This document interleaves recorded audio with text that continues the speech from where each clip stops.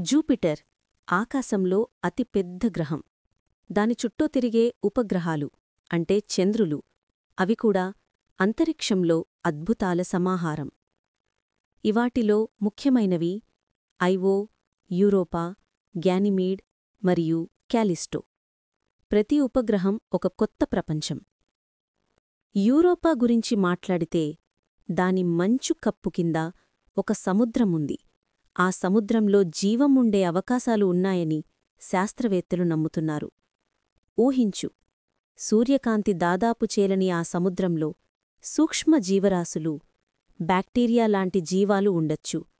ఇది భూమికి బయట జీవము ఉండే తొలి ఆధారంగా మారవచ్చు.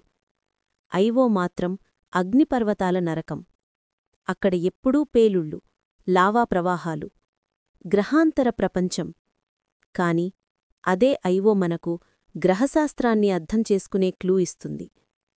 గ్యానిమీడ్ అయితే సౌర వ్యవస్థలో అతిపెద్ద ఉపగ్రహం, ఒక చిన్న గ్రహం లాంటిది.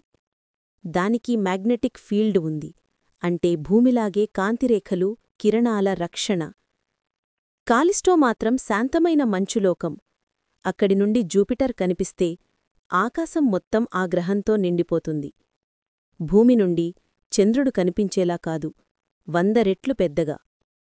భవిష్యత్తులో మనుషులు యూరోపా లేదా గ్యానిమీడ్పై స్థావరాలు ఏర్పాటు చేయవచ్చు. సౌరశక్తి, న్యూక్లియర్ ఇంజిన్లు, ఐస్ రీసైక్లింగ్ ఇవన్నీ మన కొత్త జీవన పద్ధతుల భాగమవుతాయి. నాసా యొక్క యూరోపా క్లిప్పర్ మరియు ఈఎస్ఏ యొక్క జూపిటర్ మిషన్లు ఇప్పటికే ఈ చంద్రులపై బయలుదేరాయి. ఈ ప్రయాణం జీవం శోధనలో మనకు కొత్త అధ్యాయం తెరుస్తుంది.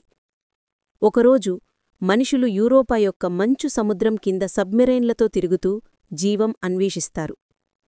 అప్పుడు జూపిటర్ ఆకాశంలో ప్రకాశించే పెద్ద నక్షత్రంలా మనకు కనిపిస్తుంది. జూపిటర్ చంద్రులు మనకు చెప్తున్నాయి, జీవితం భూమి వరకే పరిమితం కాదు, అది అంతరిక్షమంతా